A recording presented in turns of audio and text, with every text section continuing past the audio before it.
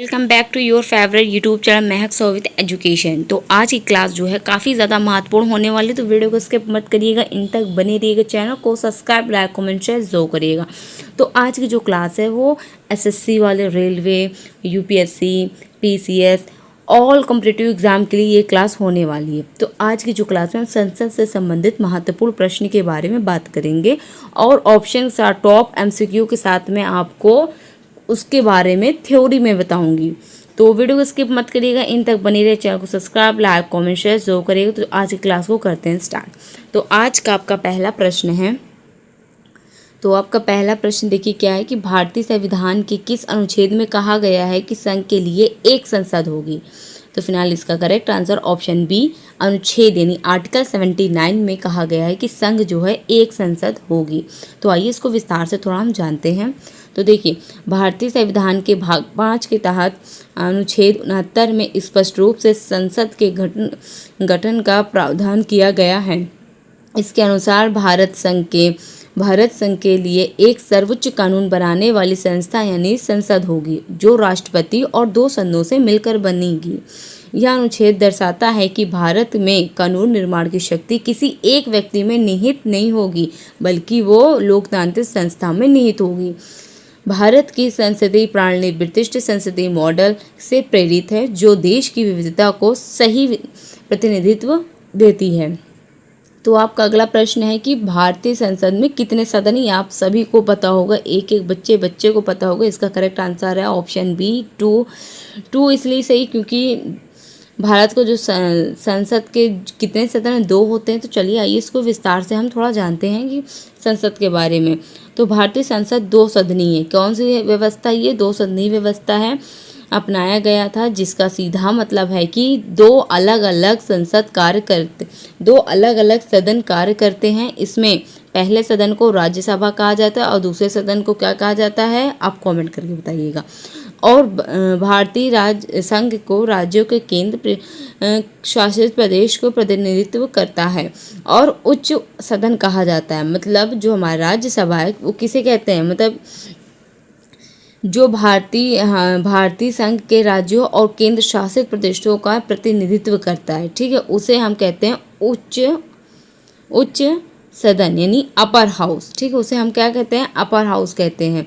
और दूसरे सदन को क्या कहते हैं, लोकसभा। एक होता है राज्यसभा जो मैंने अभी बता दिया, दूसरा है लोकसभा जिसे बोलते हैं हाउस ऑफ द पीपल, ये कहा जाता है लोकसभा। अब इसका मतलब जाने तो ये सीधे जनता के द्वारा चुने गए प्रतिनिधियों का सदन है। क्या है, जनता के द्वारा चुने गए प्रतिनिधियों का सदन है, जिसे निम्न सदन यानी लोअर हाउस कहा जाता है। कानून बनने के लिए किसी भी विधेयक का इन दोनों सदनों का पास होना जरूरी होता है। ओके, तो आगे बढ़ते हैं।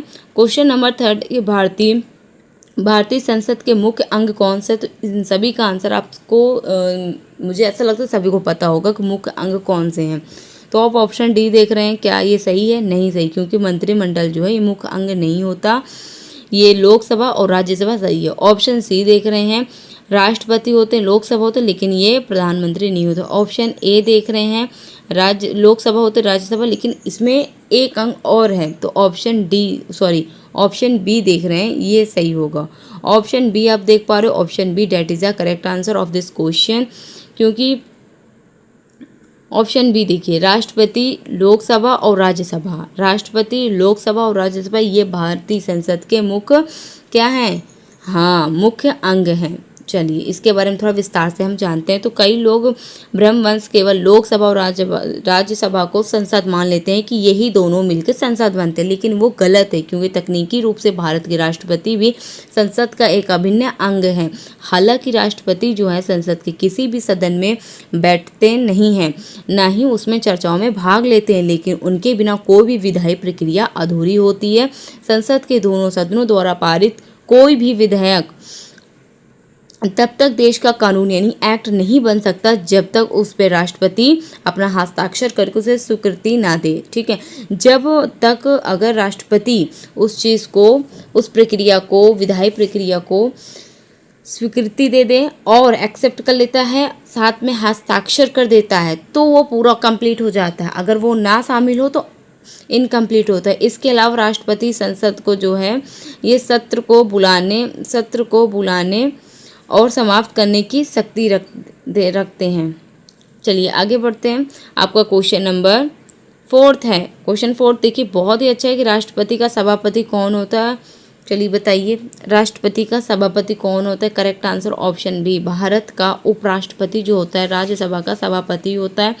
तो क्वेश्चन नंबर इसका हम विस्तार से जानते हैं। तो भारतीय संसद के अनुच्छेद 89 के अनुसार जो भी व्यक्ति भारत का उपराष्ट्रपति यानी वाइस प्रेसिडेंट चुना जाता है वह पदेन रूप से, ठीक है, वह राज्यसभा का सभापति बन जाता है। इसका मतलब यह कि राज्यसभा के लिए सभापति पद के लिए अलग से कोई चुनाव नहीं होता। सभापति के रूप में, ठीक है, सभापति के रूप में उनका कार्य राज्यसभा और कार्यवाहियों का सुचारू संचालन करता है और सदन में अनुशासन बनाए रखना और नियमों की, ठीक है, नियमों की व्याख्या करना और संसद को सदस्य न होने के बावजूद वे सदन की अध्यक्षता करते हैं और किसी मुद्दे पर मत यानी अपना बराबर होने का स्थिति अपना निर्णायक मत कास्टिंग वेट जिसे कहते हैं वो दे सकते हैं। तो आपका अगला प्रश्न क्वेश्चन नंबर 5 है कि क्या क्वेश्चन है देखिए राज्यसभा के सदस्यों जो राज्यसभा के सदस्यों का कार्यकाल कितने वर्ष का होता है। तो आप सभी को पता है इसको ऑप्शन सी होगा 6 वर्षों का। जितने लोगों ने 6 वर्ष बताए उनका सही आंसर है। तो चलिए जानते हैं। तो राज्यसभा एक अस्थायी सदन है। अगर आपसे पूछा जाए किस प्रकार सदन है तो ये अस्थायी है, ठीक है, स्थायी है जो कभी पूरी तरह भंग नहीं होता, लेकिन इसके निर्वाचित सदस्यों का कार्यकाल 6 वर्ष निर्धारित किया गया है। कितने वर्ष? 6 वर्ष किया गया, 6 ईयर्स।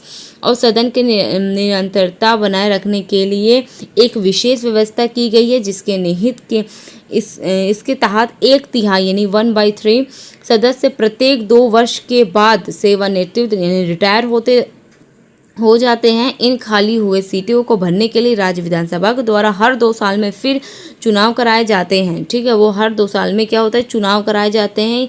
क्यों? इसका कारण ये है कि रोटेशन प्रणाली के कारण राज्यसभा हमारे कार्यशील रहते हैं, मतलब हमेशा कार्य निरंतर चलता रहता है, भले ही देश में आम चुनाव के कारण लोकसभा भंग क्यों ना हो गई हो। अब आपका अगला प्रश्न क्वेश्चन नंबर 6 है। बहुत ही शानदार क्वेश्चन है कि लोकसभा का चुनाव लड़ने के लिए यदि कोई व्यक्ति है जो लोकसभा का चुनाव लड़ना चाहता है तो उस व्यक्ति की आयु कितनी होनी चाहिए। न्यूनतम आयु पूछा गया है तो इसकी न्यूनतम आयु 25 वर्ष होनी चाहिए। तो आइए थोड़ा हम इसको विस्तार से जानते हैं थ्योरी में। तो भारतीय संविधान के अनुच्छेद 84B के तहत लोकसभा का सदस्य बनने या चुनाव लड़ने के लिए न्यूनतम आयु 25 वर्ष तय की गई है। इसके साथ ही उम्मीदवार के लिए भारत का नागरिक होना, मतलब जो उम्मीदवार है उसको भारत का नागरिक होना है और देश के लिए संसदीय प्रणाली के मतदाता सूची के लिए एक वैध वोटर के रूप में पंजीकृत होना अनिवार्य है। क्योंकि जो लोकसभा सीधे जनता का प्रतिनिधित्व करती है, जो लोकसभा है वो सीधे जनता का प्रतिनिधित्व करती है, इसलिए युवा नेतृत्व को बढ़ाने के लिए इसकी आयु सीमा राज्यसभा से कम रखी गई, ठीक है। ये राज्यसभा की जो न्यूनतम आयु उससे भी कम रखी गई है और इसके विपरीत कोई व्यक्ति राज्यसभा का सदस्य बनना चाहता है तो उसकी आयु न्यूनतम 30 वर्ष होनी आवश्यक है। तो आपका अगला प्रश्न क्वेश्चन नंबर 7 है कि राज्यसभा में राष्ट्रपति द्वारा कितने सदस्यों को मनोनीत नॉमिनेट किया जाता है। तो इसका करेक्ट आंसर क्या है जल्दी से कमेंट करके बताइए। तो आगे बढ़ते हैं। तो इसका करेक्ट आंसर 12 है, वैसे तो हम इसको विस्तार से जानते हैं।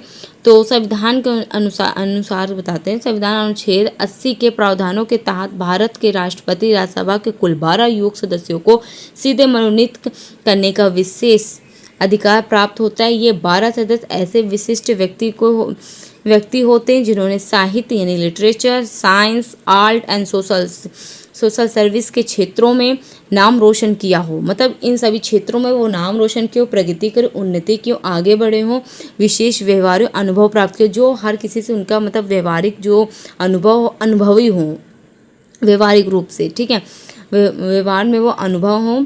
और इस व्यक्ति का मुख्य उद्देश्य क्या होना है, चुनावी राजनीति से दूर रहने वाले देशों को, प्रख्यात बुद्धिजीवियों को, वैज्ञानिक कलाकारों के लिए अनुभव का लाभ सीधे संसद कानून के चर्चाओं में उठाना है। चलिए आगे बढ़ते हैं। आपका क्वेश्चन नंबर 8 क्या है, वर्तमान नियमों के अनुसार लोकसभा की अधिकतम सदस्य कितनी संख्या कितनी होती है, तो हमें बताना है। देखिए, अब बहुत लोग कहेंगे ये इसका आंसर 550 भी सही है और 552 भी सही है। अब इसमें कंफ्यूजन बहुत बच्चों का है, तो चलिए आज आपका ये कंफ्यूजन हम थ्योरी के माध्यम से आपको एकदम क्लियर करते हैं। तो चलिए आगे बढ़ते हैं। तो देखिए, पहले नियम के अनुसार लोकसभा के अधिकतम सदस्य कितने थे? 552 थे। अब देखिए, ऑप्शन में 552 भी था और 550 भी था। तो बहुत लोग क्या करते हैं, इसमें कंफ्यूज हो जाते हैं। तो आपको कंफ्यूज नहीं होना, आज हम इसके माध्यम से अच्छे से जानेंगे एग्जैक्टली कितने सदस्य हैं।